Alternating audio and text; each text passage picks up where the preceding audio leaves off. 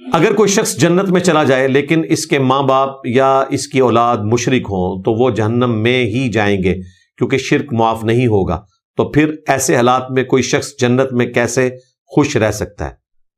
اگر دنیا کی زندگی پر آخرت کی زندگی کو قیاس کیا جائے تو آپ کی بات بالکل درست ہے، لیکن آخرت میں ایسا نہیں ہے۔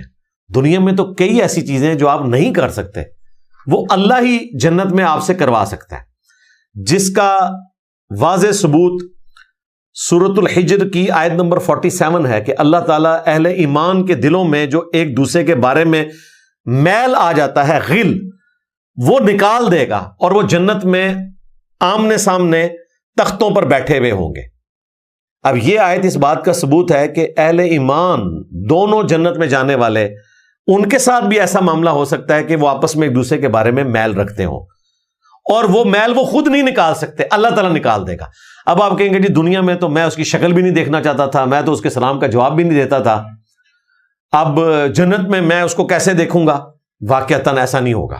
لیکن چونکہ جنت کی ڈائنامکس الگ ہے اور اللہ تعالیٰ نے سورۃ الحجر میں فرما دیا کہ ہم دلوں سے نکال دیں گے، جب اللہ نکال دے گا تو یہ تصور بھی نہیں آئے گا کہ دنیا میں کوئی ایسا مسئلہ تھا۔ اسی طریقے سے اگر کسی کی اولاد یا ماں باپ جہنم میں چلے گئے تو جنت میں جب اللہ تعالیٰ اس کو داخل کرے گا تو اس کی یاداشت سے یہ چیز غائب کر دے گا، ورنہ تو اس کو اذیت دینے والی بات ہے۔ اور اس کو میں نے قیاس کیا ہے اس آیت کے تحت، اور یہی جو آیت ہے سورۃ الحجر کی آیت نمبر 47، اس کے کانٹیکسٹ میں مولا علی کا قول ہے، جب سیدنا طلحہ کا بیٹا محمد بن طلحہ ان کو ملنے کے لیے آیا، المصنف ابن ابی شیبہ میں اور فضائل صحابہ احمد بن حنبل کی کتاب میں یہ روایت موجود ہے، تو انہوں نے اس کی دلجوئی کے لیے فرمایا کہ میں اللہ سے امید کرتا ہوں کہ سورۃ الحجر کی آیت نمبر 47 کہ اللہ تعالیٰ اہل ایمان کے دلوں میں جو ایک دوسرے کے بارے میں غل آ گیا وہ نکال دے گا، یہ میرے طلحہ، یہ عثمان بن عفان،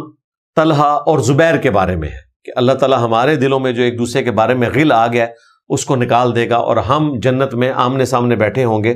تختوں پر ٹیک لگائے ہوئے۔ تو یہ بات بالکل درست ہے کہ اللہ تعالیٰ ہی دلوں میں آئے ہوئے غل کو نکال سکتا ہے۔ اگر صحابہ کرام ایک دوسرے کے بارے میں غل خود نہیں نکال سکتے، میں اور آپ تو سوچ بھی نہیں سکتے، تو انشاءاللہ اس کی بھی ٹینشن نہ لیں۔ اور یہ تکلیف تو صحابہ کرام نے کاٹی ہے۔ آپ دیکھیں اکرمہ بن ابی جہل صحابی ہے اور باپ امت کا فرعون ہے، خالد بن ولید صحابی ہیں اور باپ وہ ہے جس کے بارے میں قرآن میں اتنے سخت الفاظ آئے ہیں، تو ان کے لیے تو تکلیف دہ چیز ہے۔ لیکن جنت چونکہ آسائشوں کا نام ہے اور بدحالی سے ہمیشہ کے لیے محفوظ رہنے کا نام ہے، ہمیشہ کے لیے جوانی کی زندگی کا نام ہے، موت نہ آنے کا نام ہے، اور اللہ تعالیٰ کی خوشنودی کا نام ہے، اور ہر طرح کے غم سے دوری کا نام ہے، اللہ تعالیٰ وہ چیز ہی ختم کر دے گا۔ یہ میں نے قرآن پاک سے اجتہاداً چیز اخذ کی ہے، الحمدللہ۔